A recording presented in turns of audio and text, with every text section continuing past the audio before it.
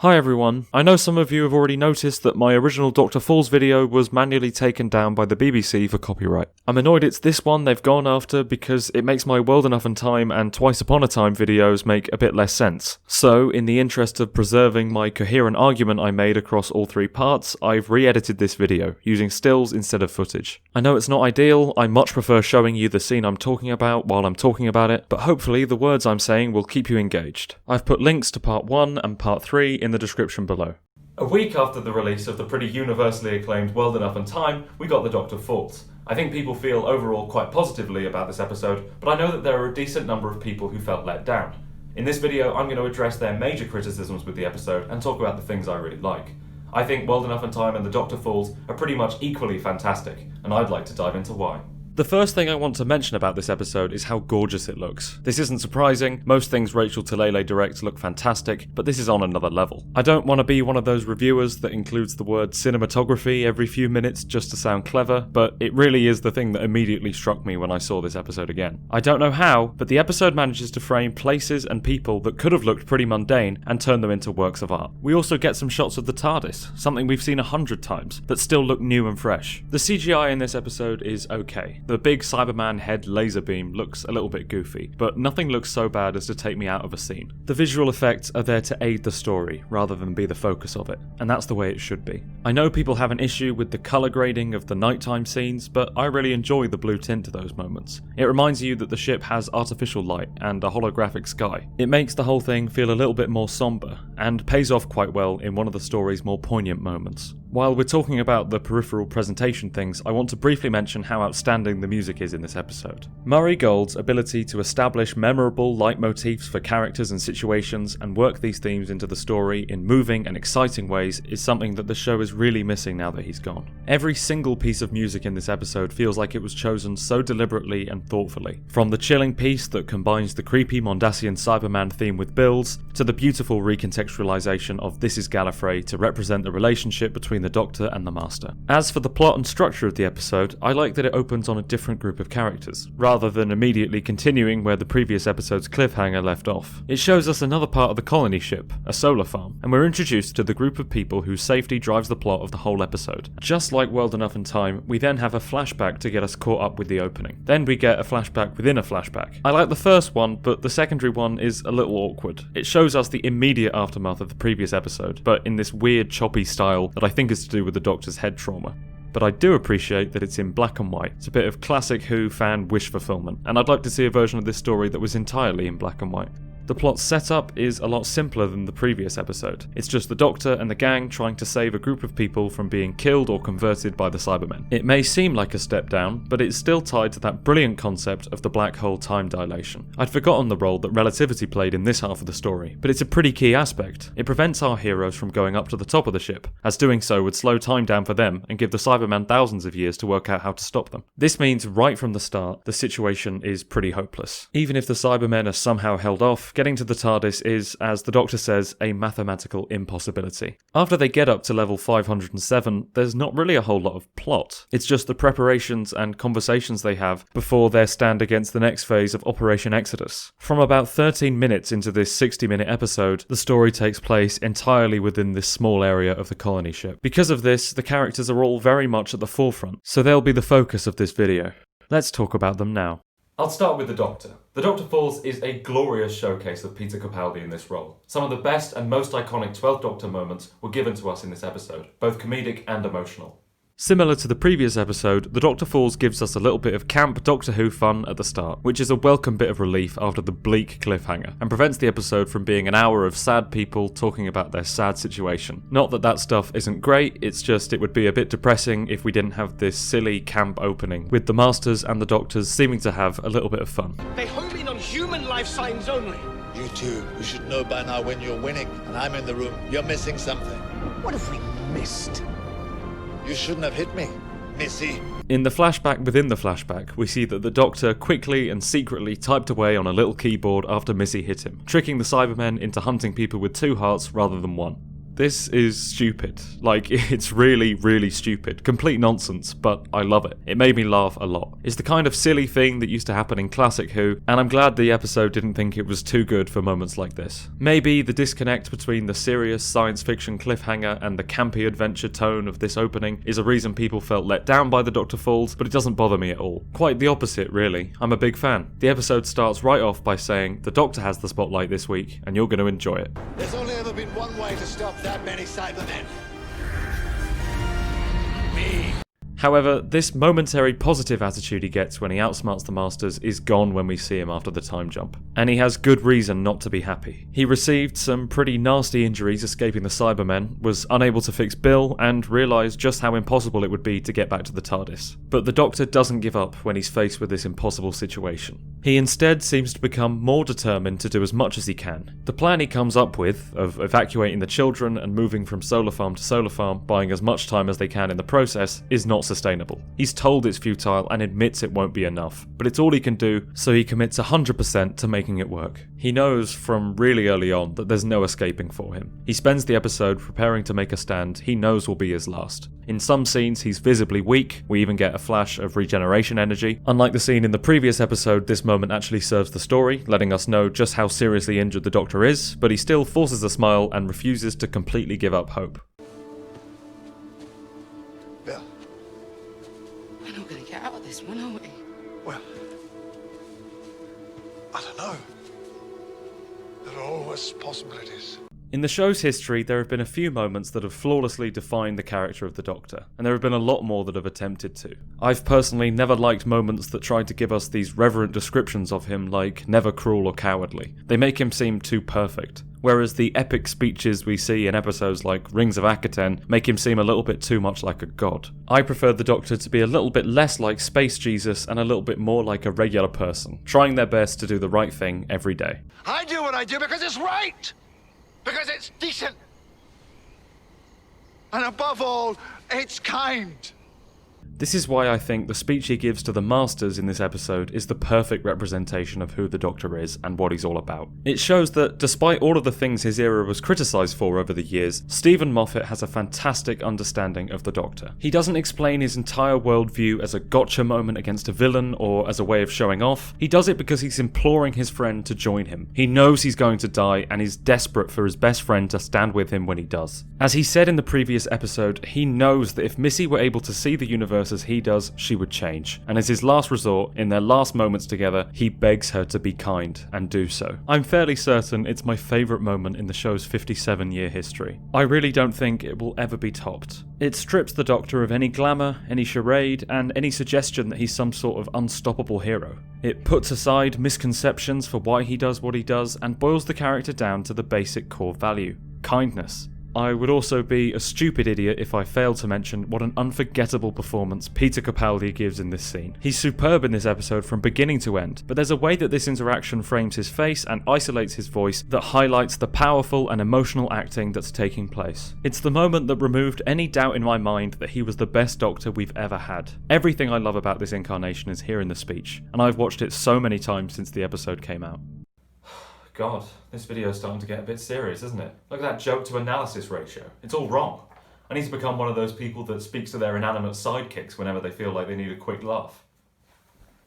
How did you feel when you watched this scene, beloved film director Rian Johnson? It was the happiest experience of my life, and I think when on my deathbed, it probably still will be one of the happiest experiences of my life. It was top to bottom, just an absolutely incredible experience.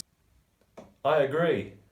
What's so superb about this scene, and something I think is often overlooked, is how it's not just about the Doctor. The real genius lies in how well it manages to portray the Masters. The two incarnations are just as defined by their reaction to the Doctor's plea as the Doctor is by making it. Let's start with the Master. His response to the speech is perfect for this version of the character. He knows how much the Doctor poured his heart and soul into the words, but completely brushed them off, making a point of letting him know that he ignored the whole thing. We shouldn't have expected anything less from the guy who refused to regenerate when the Doctor Doctor begged him, but it feels even colder this time. The whole character feels colder in this episode. He maintains that humour and fiery passion, but the fact he's lost the drumming in his head means that there's less of the mania and more calculated cruelty. This doesn't mean the character's not still a lot of fun. The episode embraces his inherent campness. He has the classic master goatee, he reapplies his makeup mid-episode, and he either had a quick costume change before revealing himself to the Doctor, or was wearing his master outfit under the razor clothes the whole time. Whichever one it was, that's hilarious, and I'm so glad he still cares about his appearance.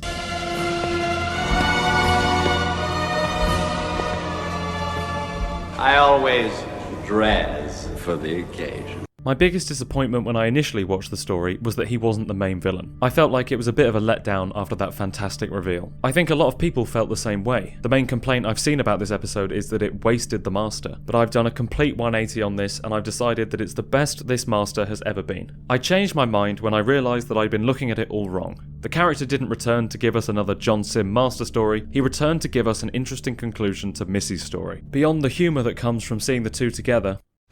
By the way, is it wrong that I... Yes.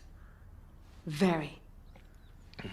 His return has some pretty monumental consequences on Missy's arc. His presence in the episode is all about Missy's redemption, showing the development she's gone through and threatening the development she's yet to have. Having the manifestation of everything she's trying to move past show up just as she's nearly free of it is a pretty clever metaphor for a conflicted character, if a little on the nose. The Master acts like an abusive partner. He reminds Missy that she was responsible for Bill's conversion and would therefore never be forgiven by the Doctor. He belittles her, criticises her for showing any empathy or compassion, such as when she refers to Cyber Bill as she. When the two are put side by side, it's obvious just how far Missy has come. We see how much joy the Master takes in being needlessly cruel to Bill and the Doctor. And in all the time we've known Missy, she was never really that nasty. Sure, she was psychotic, chaotic, homicidal, bananas, but never seemed to get a huge amount of fun from being a meanie. If you want a key example of the contrast between the two incarnations, look no further than how they responded to the Doctor's speech. While the Master completely disregarded it, we can see that it had more of an impact on Missy than she'd like to admit. Michelle Gomez gives a masterclass in acting through facial expression. This internal conflict is present throughout the entire episode. The scene of the two Masters dancing on the rooftop, flirting and debating how to kill the Doctor is a great start. It's delightful, and the two actors have such a great chemistry, but it also shows that Missy has immediately fallen back into her evil ways. We don't know if it's a relapse or a trick, and it seems that Missy doesn't really know either. This uncertainty makes for some good comedy when she betrays the Master as soon as she can.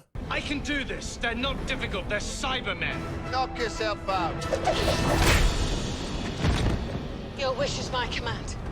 But it's tragic when you think about how that must feel for her. She really has no idea where she should stand. Either way, it's nice to revisit this side of Missy's character in her final episode. Redemption arc Missy is great, but there's something so entertaining about evil Missy. Similar to the Doctor, this fun return to her earlier self is gone after the time jump, and she spends the rest of the episode grappling with who she is. Let's get on to our boy, Nardole. I hope it doesn't seem like I'm throwing around the phrase, this is blank's best episode willy-nilly. It's just a testament to how much I love this story. But surprise, surprise, this is Nardole's best episode. His relationship with the Doctor throughout Series 10 is a pretty unique one. Thanks to River Song, he has a level of authority over him and bosses him about, but still refers to him as Sir rather than Doctor. The Doctor is also consistently rude to him, but it's obvious that they've grown to care for each other over the series. It's not a companion dynamic the show has had before, and I really like it. Nardole, have you been useful? Yep. Found this in the loading bay.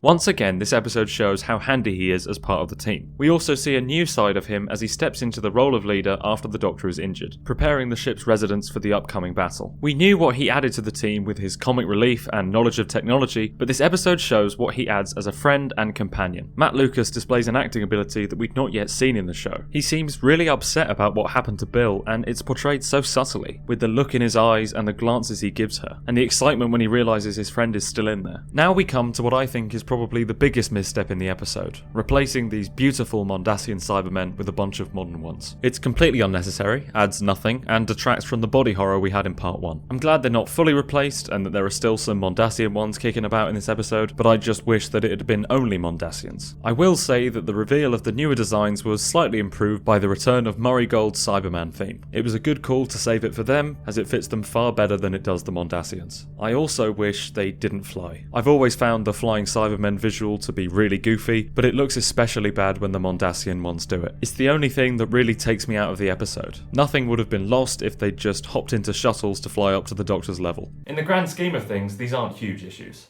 It's nice that my biggest problems with the episode are so inconsequential. Obviously, they don't ruin the experience, they're just little things I wish were slightly different. As for their role in the story, I know a few people took issue with it and thought they were just cannon fodder, but I think it was done just right. They feel like an absolutely unstoppable force, and in a way, they really are. Our characters are in a dire situation, and a big part of that is how much of a genuine threat these Cybermen are. I also like that it briefly touches upon the canonical inconsistencies of the Cybermen's origin. While other shows might have brushed past the moments that have contradicted each other, this episode directly addresses it, turning it into part of the lore. They bring up this idea that the Cybermen are inevitable, that the reason they've had so many origins is because they're a predetermined destination for all humans. It's a terrifying concept to think that no matter what happens, our species will end up cramming ourselves into these metal cages to survive. This inevitability reinforces the feeling that they're an unstoppable foe. If the people survive getting converted by them today, they'll end up converting themselves tomorrow. It adds the question of whether it's even worth running, or if it's just futile. It's not a huge part of the episode, but it's a pretty refreshing spin on a villain that had the danger of becoming quite stale.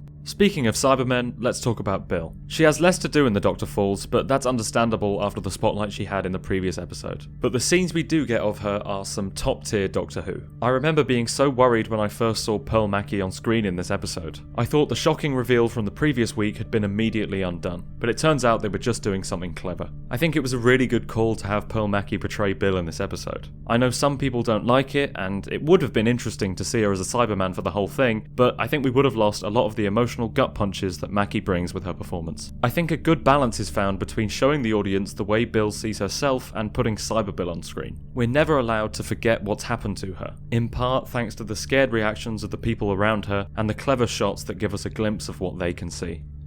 I love the conversations she has with the Doctor in this story. In any other episode, that stuff would be the highlight. The moment in the barn where he explains what she's become is heartbreaking, and the continuation on the way to the elevator is just as strong. She explains how she's attempting to fight the programming, feeling like she's holding on in a hurricane, and it's just devastating. She's usually so fun and lively, and it's upsetting to see her so visibly crushed at the realization that her personality won't stay intact for long, and the knowledge that people will be scared of her forever. You probably noticed that my section on each character really only covered the first 40 minutes of the episode.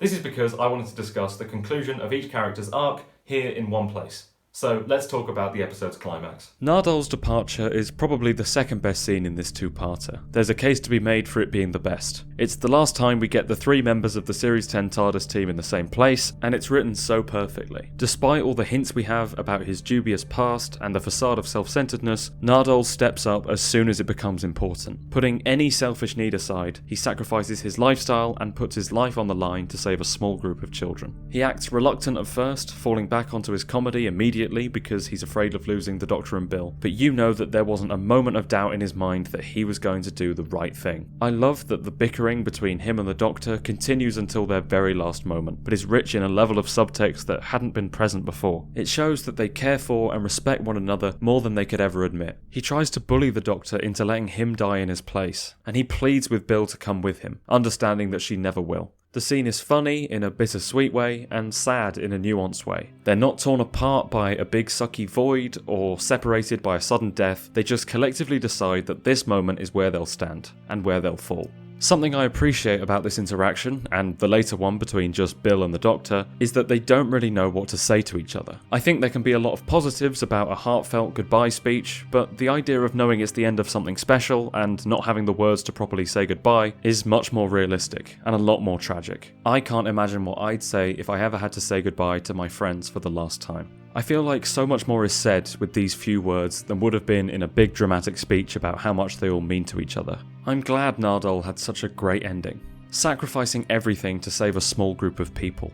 We don't even know how successful he was, and I like that. It's left for the viewer to decide. It's about time I mentioned the Series 10 story arc. What I really like about it is that it's not a huge mystery. It's not who is Harold Saxon or what is Bad Wolf. It's just, from episode 6 onwards, will Missy be redeemed?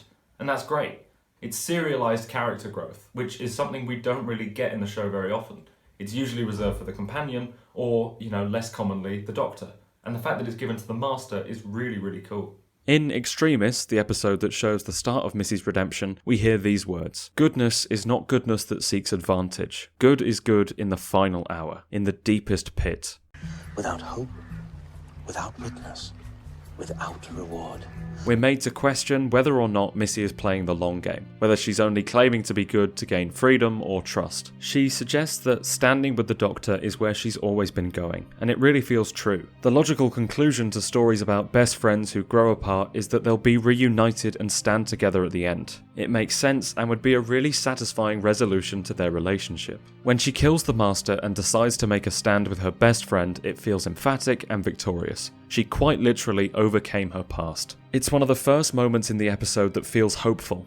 But we're talking about the Master here. There's no way it could have ended so neatly. When she kills John Sim kills her back. As he points out, that feels much more like the way they've always been going. Self-sabotage to prevent growth. They realise this, lying on the ground laughing at the chaotic perfection. It's entertaining, but it's tragic. It's a heartbreaking conclusion to Missy's redemption arc. She chooses to stand with the Doctor and dies before she gets the chance, before he even finds out. As far as he knows, the Masters just went down to their TARDIS and flew away. As Missy lies there, in the final hour, in the deep pit of the colony ship, with no way of seeking any advantage, she is good. Without hope, without witness, and without reward.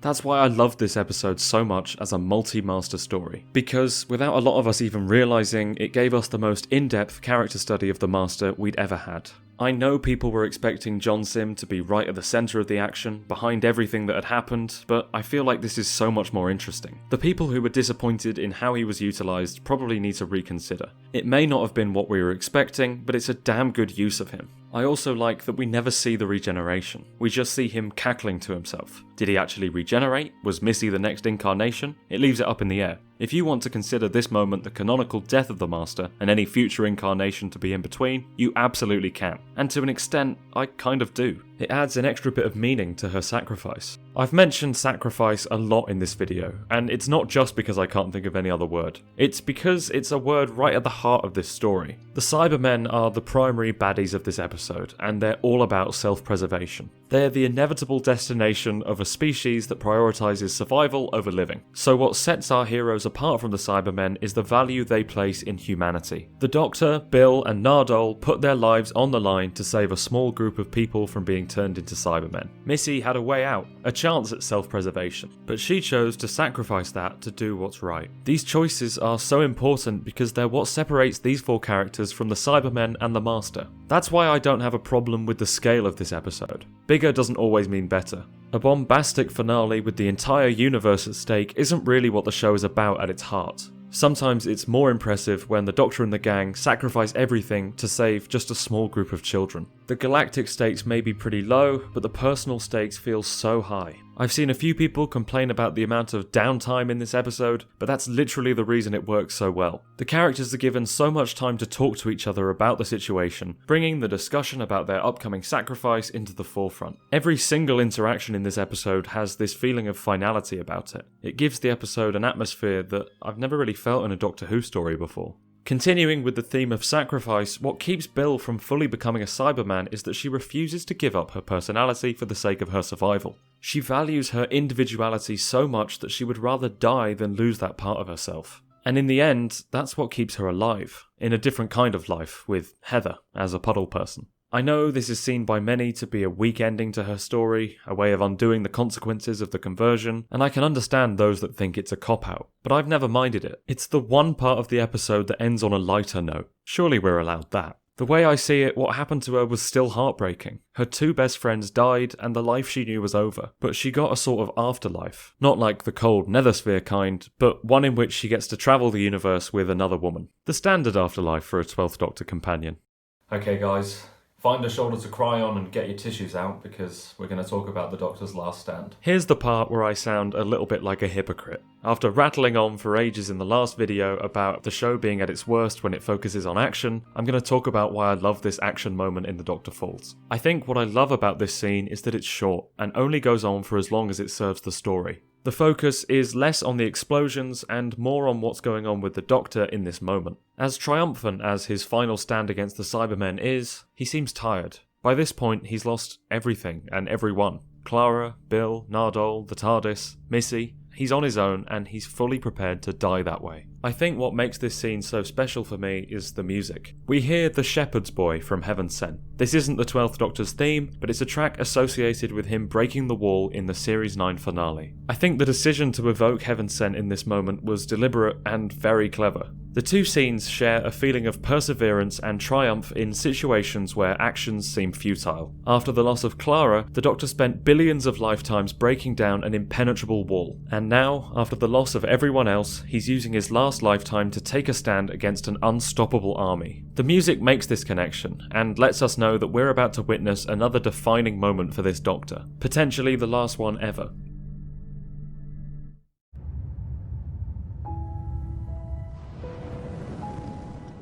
Pity. No stars. I hope there be stars.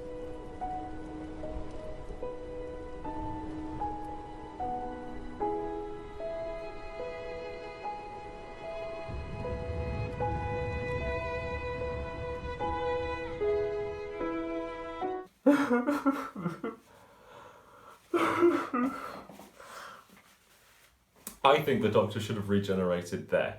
I've said it before, but less is more when it comes to Doctor Who. I think the no stars line is so much more memorable and impactful than the 3-minute regeneration speech we got. The Doctor making his last stand in this way is obviously upsetting and dark, but there's a real beauty to it, especially once Bill and Heather put him into the TARDIS to rest. It's just the perfect ending to a pretty perfect story. I've always said that Series 10 gives you exactly what you need and leaves you wanting more, and this finale tops it off spectacularly. It's hard to believe that an episode with such satisfying and well-written conclusions to every single character arc also features the insane fan service moment of a Mondasian Cyberman, the Master, Missy, and the Doctor fighting alongside each other. Usually in the show, you either get fan service or a good story. Both have their place in Doctor Who history, but it's very rare that they're contained in one episode. I love that camp stuff, but it's the emotional core of this episode and the focus on characters and dialogue that makes this my favourite story of all time. And look, I'm not the type of person to say that the show is dead and anything that happened after this episode isn't canon, but if you do feel that way, you could do a lot worse than this for a final episode of the whole show. It wraps things up quite nicely. I know the show has had a lot of great episodes over the years, and I'm not going to use stupid words like objectively to try and prove you wrong if you have a different favourite episode. But I hope I've done a good enough job explaining just how much I love this two-parter, and why. So there it is. Ended up being rather long, didn't it? I guess the episode just had so many more individual elements that warranted discussion. World Enough and Time was so tight and compact that I think I underestimated how complex The Doctor Falls was. I didn't even get a chance to talk about how much I loved this gag. The Doctor's dead. He told me he'd always hated you. Let's go. No. Doctor's dead. Told me he'd always hated you. Yeah, heard you the first time. You might have noticed I didn't really talk about the stuff at the end with the Doctor not wanting to change. My reason is it's so tied to the next episode that it would do a disservice to the discussion of this two-parter to bring it up without properly discussing Twice Upon a Time. So the next video will be part 3. I didn't initially plan on doing this, but it feels ridiculous to end my discussion of this story here. I guess, whether I like it or not, this finale is a 3-parter, or at least a 2-parter with a pretty important epilogue. So I'll be back in the next video to talk about the last episode of Stephen Moffat's era, and how I feel about it after a rewatch. I promise I'll make it shorter than this. Thank you everyone for watching, I hope you enjoyed it. As I said, I'll be looking at Twice Upon a Time in my next video, so subscribe if you want to see that. Let me know how wrong I am about the Doctor Falls in the comments. I'd love to devote more of my time to defending this story, and I'll see you in a couple of weeks. Love you lots.